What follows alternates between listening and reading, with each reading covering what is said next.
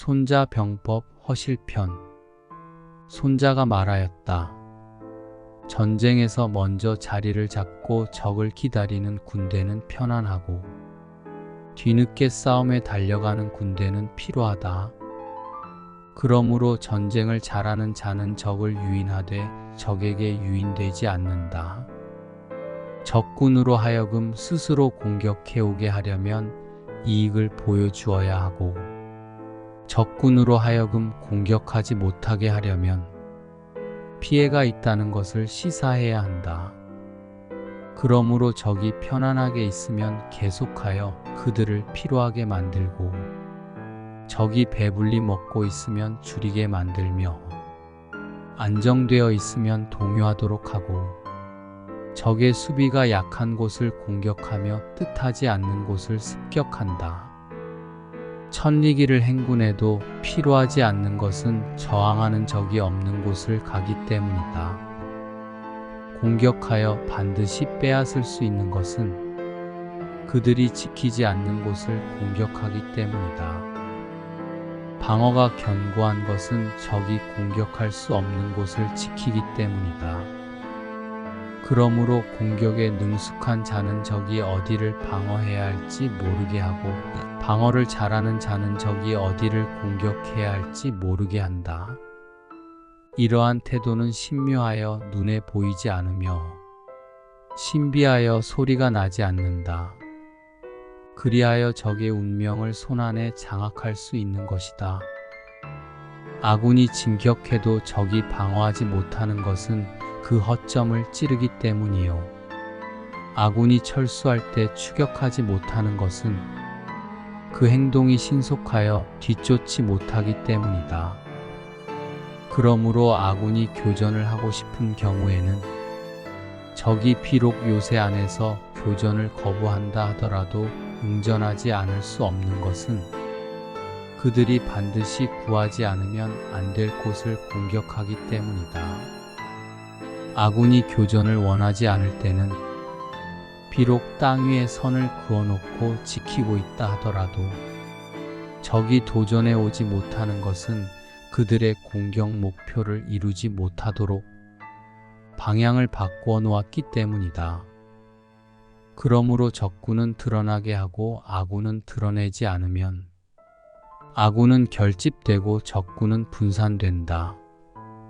아군은 집결되어 하나가 되고 적군은 열로 나누어지므로 이는 10사람이 한 사람을 공격하는 것이 된다. 즉 아군은 수가 많고 적병은 적어지게 된다.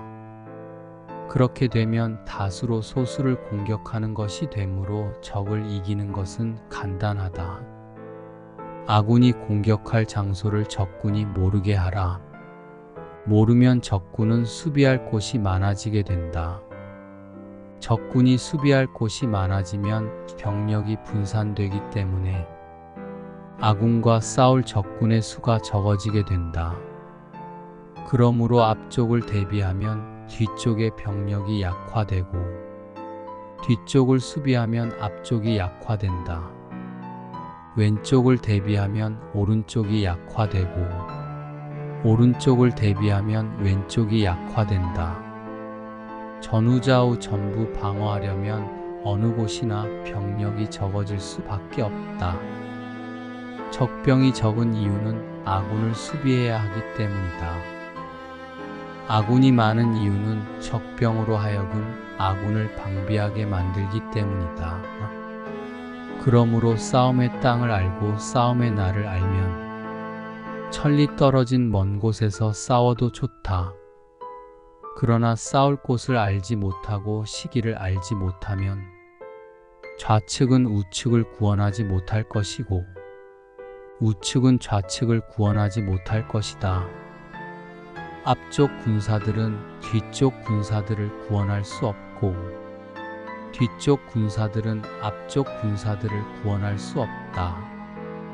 그런데 하물며 멀리는 수십 리 가깝다 해도 수리 밖에 있는 아군에 대해서는 더 말할 것도 없는 것이다.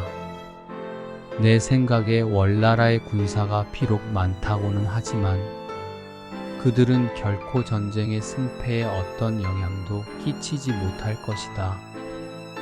그러므로 어찌 아군의 승리가 당연하지 않겠는가? 승리는 가능한 것이니 적이 비록 다수라 할지라도 병력을 분산시킬 수만 있다면 전쟁을 하지 못하도록 만들 수도 있다. 그러므로 적진을 정찰하여 이해득실을 계산하고 적군을 자극하여 그 반응으로 동정을 파악해야 한다. 적군의 명확한 태세를 조사하여 그들이 패배할 지형과 패배하지 않은 지형을 얻고 있는가를 파악해야 하며 적군과 충돌을 일으켜 보아 병력의 우세 지역과 약세 지역을 알아내야 한다. 군의 형태의 극치는 남의 눈에 띄지 않는 무형의 것이다. 무형의 것이 되면 잠입한 첩자도 정탐을 탐하지 못할 것이고 지모가 있는 자도 전략을 꾸밀 수 없다. 그 무형으로 인한 전승을 널리 여러 사람, 즉 병사들에게 보이더라도 군사들은 그 이유를 알지 못한다. 사람들은 모두 자기 편이 승리할 때의 군의 형태는 알고 있으나 어떤 방법으로 승리를 얻을 수 있었는지는 알지 못하게 해야 한다. 그러므로 한번 이긴 전술은 다시 사용하면 안 되고 적의 형태에 따라 무궁무진한 전략, 전술의 변화로 대응해야 한다. 무릎군의 형태는 물과 같아야 한다. 물의 형세는 높은 곳을 피하고 낮은 곳으로 나아가는 것이고 전쟁의 형세는 실을 피하고 허를 치는 것이다. 물은 지형에 따라 흐름의 형태가 정하여진다. 군도 상황에 따라 승리의 방법을 통제하여 변화시켜야 한다. 그러므로 군의 형태는 언제나 유동적이고 물도 역시 언제나 고정되어 있지 않다.